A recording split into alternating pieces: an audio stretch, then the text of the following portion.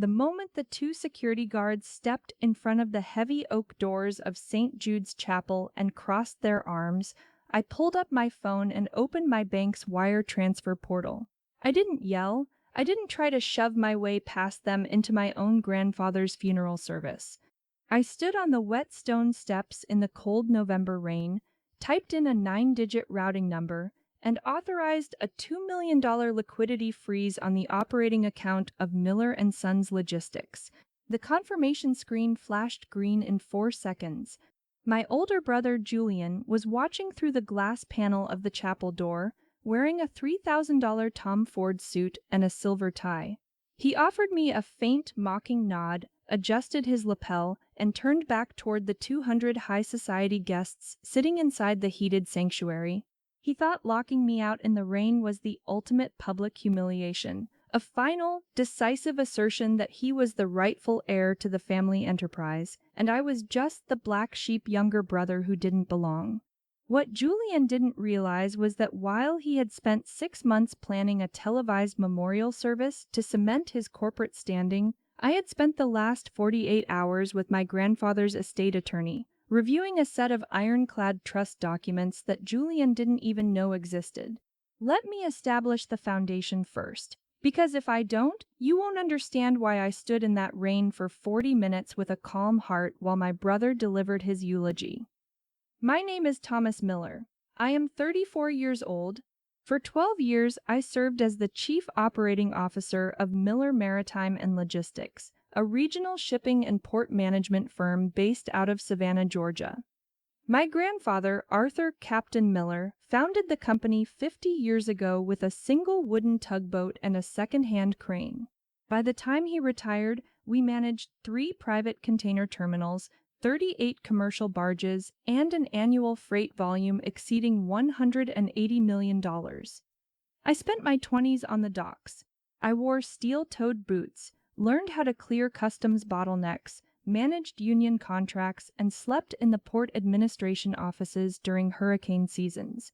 I knew every crane operator, every harbor pilot, and every customs broker from Charleston to Jacksonville. Julian was 2 years older. Julian didn't like the docks. Julian went to business school in New York, drove a leased Maserati, and viewed the family company as an ATM designed to fund his penthouse in downtown Savannah and his membership at the Landings Golf Club. When our grandfather's health began to decline 2 years ago, Julian convinced our mother that the company needed a modern corporate image. He lobbied the board, hired a slick Manhattan PR firm, and slowly began pushing my grandfather's traditional values out of the boardroom. 6 months ago, while my grandfather was bedridden following a stroke, Julian executed a quiet board restructuring. He leveraged my mother's voting shares to appoint himself chief executive officer and restructured my operational role into a powerless advisory position. I didn't fight him in the press. I didn't make a scene at the dinner table. I cleared my desk, walked out to my truck, and went back to my grandfather's estate on Skidaway Island to take care of the man who had actually built the life we were all living. If you've been with us for a while, do one quick thing right now. Hit that subscribe button, drop a like on this video, and leave a comment below telling us where you're watching from. Thank you for supporting our vision. Vengeance Vault Team, Rutherboyded Tinfound. My grandfather passed away on a Tuesday morning. He died peacefully in his sleep at his coastal home, holding a worn wooden compass he'd carried during his years in the Merchant Marine. Within 3 hours of his passing, Julian had taken total control of the funeral arrangements. He turned what should have been a quiet, dignified family farewell into a massive corporate networking event. He invited local politicians, maritime shipping executives, bank presidents, and local news crews. He bought full-page memorial ads in the regional newspapers featuring a giant photo of himself standing next to our grandfather's portrait, framed as the new vision of Miller Maritime. When I arrived at St. Jude's Chapel at 10 o'clock on Friday morning, wearing a plain black suit and carrying my grandfather's Merchant Marine Service lapel pin in my pocket, I was stopped at the top of the stone steps. 2 private security guards in black suits stood firmly in front of the brass door handles. "Name?" the lead guard asked, checking a printed guest list on a clipboard. Thomas Miller, I said calmly. I'm his grandson. The guard looked at the sheet, then looked up with a cold professional mask. I'm sorry, Mr. Miller. Mr. Julian Miller issued explicit instructions. Your name is on the restricted access list. You are not permitted on the premises during the service. I looked past the guard through the beveled glass window. Inside the foyer, Julian was holding a glass of sparkling water, talking to the mayor of Savannah and the chairman of the Port Authority. My mother stood beside him, draped in designer black lace, nodding along to the conversation. Julian saw me through the glass. He didn't look angry. He looked smug. He raised his glass slightly in my direction, a silent, arrogant toast that said, "This is my house now. Is there a problem here, gentlemen?" I turned around. Standing at the bottom of the steps under a black umbrella was Arthur Vance, a razor-sharp 70-year-old attorney with silver hair and a dark charcoal suit. He was holding a worn leather briefcase. Arthur Vance had been my grandfather's personal attorney, legal counsel, and closest confidant for over 40 years. "Mr. Vance," I said, stepping down the wet stairs, "Julian hired private security. He put my name on a ban list." Arthur Vance stopped, his eyes narrowing beneath his umbrella. He looked up at the security guards, then at Julian standing inside the glass doors. A cold, dangerous calm settled over the old lawyer's face. "Julian did that, did he?" Vance said softly, his voice dry as tinder. "He thinks this chapel is a board meeting." Vance pulled out his pocket watch, checked the time, and looked at me. "The service ends at 11:15, Thomas. The formal reading of Arthur's last will and testament is scheduled for 12:30 at the historic courthouse downtown. Julian believes he is attending a victory lap. I strongly suggest you wait in my car. It is time for you to see what your grandfather actually put on paper." I walked down the steps, opened the door of Vance's dark blue Lincoln Town Car, and sat in the quiet leather interior. I pulled out my phone, logged into my private equity holding account, an entity I had quietly established 3 years ago to fund independent port logistics, and authorized the $2 million liquidity freeze on the company's primary credit line. If Julian wanted to play corporate king on the day of our grandfather's funeral, he was going to discover what happens when the floor under his throne dissolves. The service inside the chapel lasted 70 minutes. I watched from the tinted window of the Lincoln as the heavy double doors finally opened. 200 guests filed out onto the wet courtyard, whispering about the impressive eulogy Julian had delivered. Julian walked down the steps, flanked by 2 local news reporters, answering questions about the upcoming expansion of Miller Maritime. He looked radiant, powerful, and completely unchallenged. He caught sight of Vance's Lincoln parked along the curb, saw me sitting in the passenger seat, and let out a short, dismissive laugh before climbing into the back of his chauffeur-driven Cadillac. At 12:15, we arrived at the Chatham County Historic Courthouse. The reading was being held in the grand third-floor conference room, a space with high ceilings, mahogany paneling, and massive arched windows overlooking the Savannah River. When Vance and I walked into the room, Julian, our mother, and the company's chief financial officer, a man named Harold Briggs, were already seated around the long conference table. Julian had his leather tablet open, taking notes, while Harold tapped nervously on his pen. The moment Julian saw me walk in behind Arthur Vance, his smile vanished. He stood up, buttoning his suit jacket. "Arthur, what is he doing here?" Julian asked, pointing a finger at me. "This is a private legal proceeding for the primary beneficiaries of the estate and senior executive leadership of Miller Maritime. Thomas was removed from the company 6 months ago. He has no legal standing in this room." Our mother looked away, pulling her silk scarf tighter around her neck. "Julian, please, let's just get through this." "No, Mom," Julian snapped, his voice sharp and commanding. "Thomas abandoned the family business to sulk on Skidaway Island. He doesn't get to waltz in here when it's time to hand out the inheritance." Arthur Vance walked to the head of the mahogany table, set his heavy leather briefcase down with a dull thud, and unlatched the brass locks. The metallic click echoed sharply off the high walls. "Sit down, Julian," Vance said. The tone was not loud, but it carried the weight of a judge passing sentence. Julian blinked, caught off guard by the sheer authority in the old lawyer's voice. He glared at me, then slowly sank back into his leather chair, crossing his arms. "Let's make this quick, Arthur. I have a 2 o'clock press conference at the port." "Your press conference can wait," Vance said calmly. Vance pulled a thick, red wax-sealed envelope from his briefcase. "We are here for the formal reading of the last will and testament of Captain Arthur William Miller, dated August 14th of last year."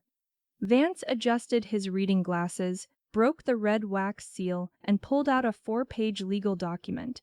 "I will skip the standard preamble regarding personal effects and real estate, as those have been placed into the secondary family trust," Vance began, his voice echoing cleanly in the quiet room.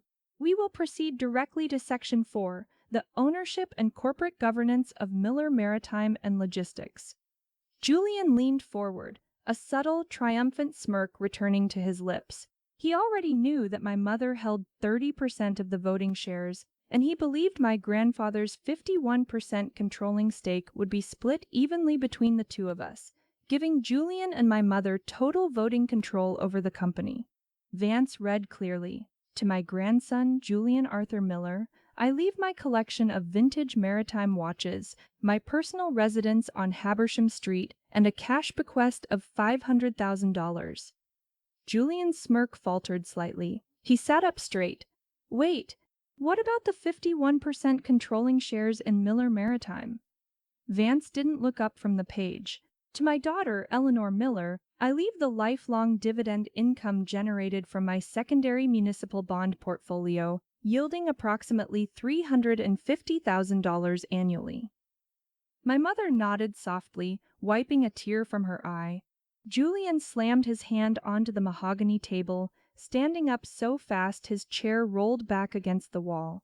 "Arthur, stop reading around it. Where are the voting shares? Who gets the controlling stake of the company?" Vance lowered the paper slowly, looked over his reading glasses at Julian, and took a deep breath. "The controlling shares of Miller Maritime and Logistics are governed by Section 4, subsection B," Vance said quietly, "which brings us to the second document." Vance reached into his briefcase and pulled out a second, significantly thicker envelope. This one was bound in dark blue leather, sealed with a gold foil stamp bearing the official seal of the Georgia Superior Court. Julian's face went pale. What is that?" 3 years ago," Vance explained, placing his hands on the blue binder, "your grandfather recognized that the leadership structure of Miller Maritime was becoming vulnerable to corporate manipulation. He quietly executed a conditional irrevocable master trust, a legal structure known in maritime law as a captain's contingency trust." Vance opened the blue binder. "The terms of this trust dictate that upon Captain Miller's death, the 51% controlling interest in Miller Maritime does not automatically pass to his heirs through his standard will. Instead, the shares are immediately transferred into the contingency trust, managed exclusively by the appointed managing trustee." Julian's breath hitched. Who is the managing trustee? Is it Harold? Is it a bank board?" Vance turned the page, looking directly at Julian. "The sole managing trustee appointed by your grandfather is your brother Thomas Miller." The room went completely dead silent. Harold Briggs, the CFO, dropped his pen onto the table. It rolled across the polished wood with a loud, hollow clicking sound. Our mother gasped, covering her mouth with both hands.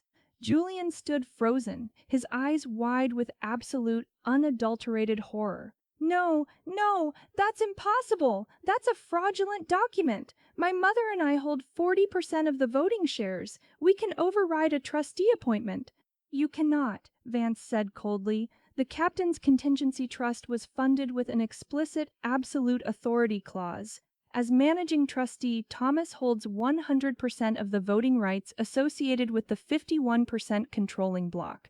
Furthermore, the trust documents explicitly stipulate that if any beneficiary attempts to challenge the structure of the trust in probate court, their personal cash bequests and corporate dividends are immediately forfeited and transferred to the primary operational trust." Julian's chest was heaving. He looked at me, his hands trembling violently. Thomas, Thomas, you can't do this. I'm the CEO. I've been running the company for 6 months. I have a press conference in 80 minutes. I sat back in my chair, looking at my older brother. I didn't smile. I didn't gloat. I kept my face entirely neutral, the exact look my grandfather used to wear when a storm was rolling into the harbor. Harold, I said, turning my eyes to the pale CFO sitting across the table. Harold jumped slightly in his seat. Yes, Thomas? Did you receive a notification from the primary lender at 12:15 today regarding our central operating credit line? I asked. Harold pulled out his phone with shaking hands, checked his corporate email, and went completely gray. The $2 million liquidity line, it's been frozen. The bank flagged a change in beneficial ownership controls. It's not frozen, I said calmly. It was transferred to my independent holding account because as of 12:30 p.m., Miller Maritime's operational capital is fully backed by Vance Infrastructure and my private equity group. I stood up from the mahogany table, unbuttoned my suit jacket, and looked at Julian. You locked me out of Grandpa's funeral this morning, Julian, I said, my voice low, clear, and unyielding. You thought that by hiding behind 2 security guards at St. Jude's Chapel, you could show everyone in Savannah that you owned this family. But Grandpa knew who you were.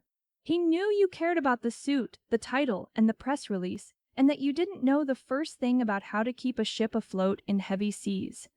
Julian took a shaky step toward me, his arrogant posture completely shattered. Thomas, please, we're brothers. We can manage this together. You can handle the docs, and I'll stay on as the public face of the company. You are no longer the CEO of Miller Maritime, Julian, I said.